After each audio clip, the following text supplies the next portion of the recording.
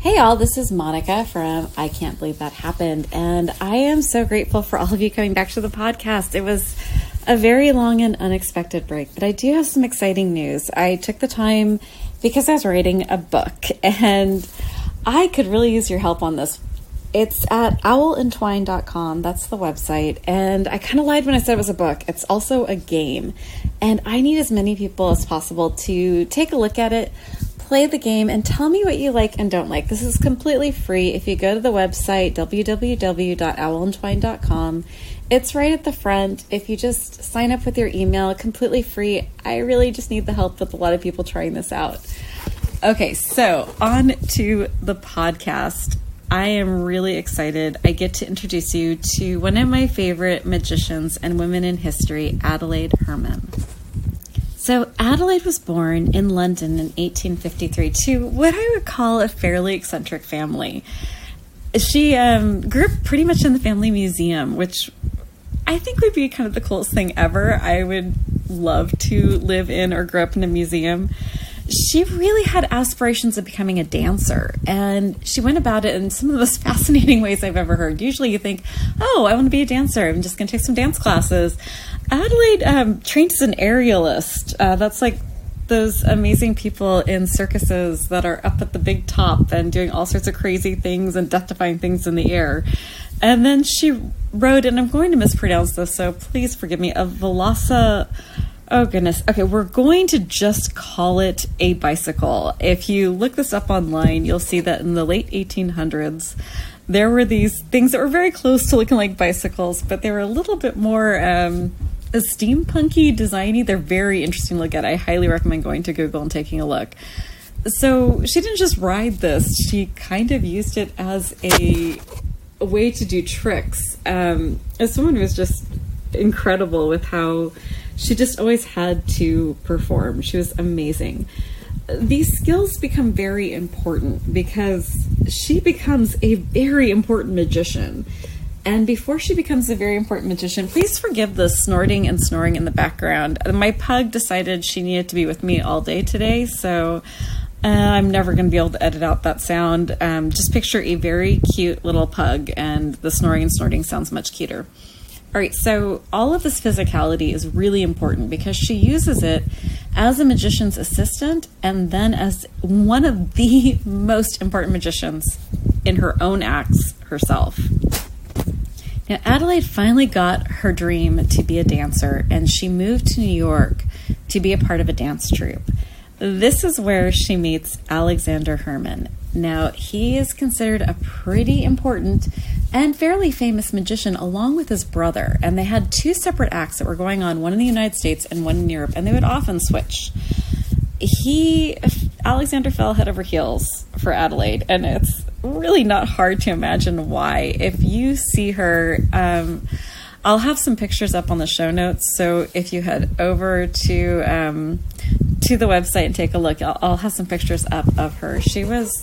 It's not that she was beautiful. I think she was beautiful, but there's just something that's so alive about her, and she was so creative and so, she was just so smart. And yeah, anyway, sorry, I digress, but she's just incredibly lively.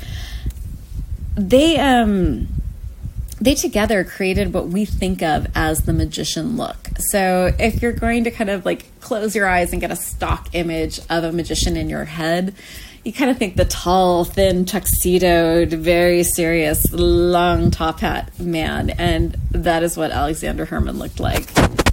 Now, this is where I get a little squishy on details, and I'm sorry, it's really hard to explain, because when you think of a magician's assistant, you kind of think of the person who's like, oh, look, I'm pretty over here, so you don't see the transitions over there. That wasn't what she was doing. She was incredibly skilled. She was coming up with a lot of the acts herself that her husband performed. And yes, I'm sorry, I did skip a big part there. They got married. Congratulations to them both in 1875. And it was such a big wedding that even the mayor of New York came. Now, Adelaide brought a lot of incredible artistic set ideas, costuming, and a sense of illusion to their act, which was very different than the act he was already performing. They became incredibly famous. And wealthy as in a lot of money came in. The problem is a lot of money went out. More money went out than the amazing amounts that were coming in. And it became a big scramble. When Alexander died unexpectedly, she was left with tremendous debts and a show. And as a woman in the early 1900s, it became a big question mark if she could continue the show on her own. And Alexander's nephew stepped in and he said that he would do the show with her. They tried that. It did not go well. Just spoiler, it did not go well at all. And they separated.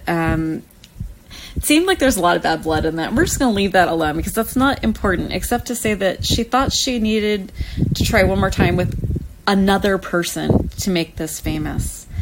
She took some time off, and in 1899, she has a solo act, and it is incredibly successful. It is jaw-droppingly amazing. She becomes the quote-unquote queen of magic, and the first really successful female magician. So at this point, she's like 46, and she goes on a world tour, and she is not just famous for her magic. She's also famous as a fashion icon. And I'm going to just drop in pictures of her costume design. I am a sucker for good costume design. And what she wore, it really started to influence a lot of what was going on at the time. Now, I've said the words like famous female magician, and Adelaide Hermann would probably be really mad at me about that. She was very clear that she said over and over again, "I shall not be content until I'm recognized by the public as a leader in my profession, and entirely irrespective of the question of sex." So for the breakdown of that sentence, if you are misunderstanding the use of the words there, is that she's saying, I just want to be known as the best. I do not want to be known as the best woman. I don't even want my gender to be a part of this discussion. I just want to be known as the best illusionist magician ever.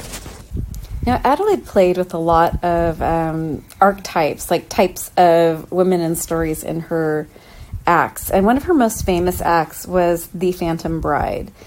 And it had these themes of loss and marriage. And you could probably imagine that this is fairly personal to her after having lost her husband. She would, quote unquote, hypnotize the bride, the assistant. And the body of the bride would raise up and she would pass a hula hoopy kind of thing over the body to show there was no wires or anything. And she did that act a few times in a few different ways. She would do the witch illusion where she stumbled onto stage dressed as an old woman.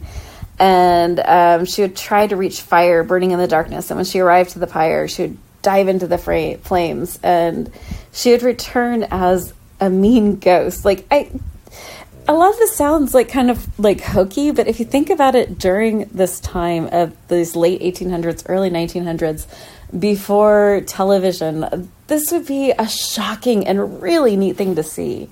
Now, she performed all of these acts, which was incredibly physical, and she went on these massive world tours. She did this all the way up until her 70s. And in 1926, there was a huge warehouse fire. And that just destroyed everything she had, all the props. And when you are a magician, your props are everything. They are the illusions that they are created by the props. And these are incredibly expensive things to buy or have built. And everything was gone. So you might notice that a lot of the times when I'm talking about a specific person in this podcast, I usually choose them because they don't let anything stop them. And I admire that quality tremendously. She's in her 70s. She loses everything again for the second time in her life. And she rebounds. She starts a new show, and it's called Magic, Grace, and Music. And it did pretty well, you could say. The National Vaudeville Artists Yearbook shows her in her final performing year. She was really an amazing woman. She did pass away in February of 1932, and still, if you're a magic nerd, you'll hear about her. But it's important to remember, most people know who Houdini is and was. They had very similar interests in in how they performed their magic. And they were just as famous as each other. So I just wanted to bring Adelaide Hermann back out from the shadows, show you her. Please take a look at the show notes. I'll try to link as much as I can so you can see sort of what I'm talking about.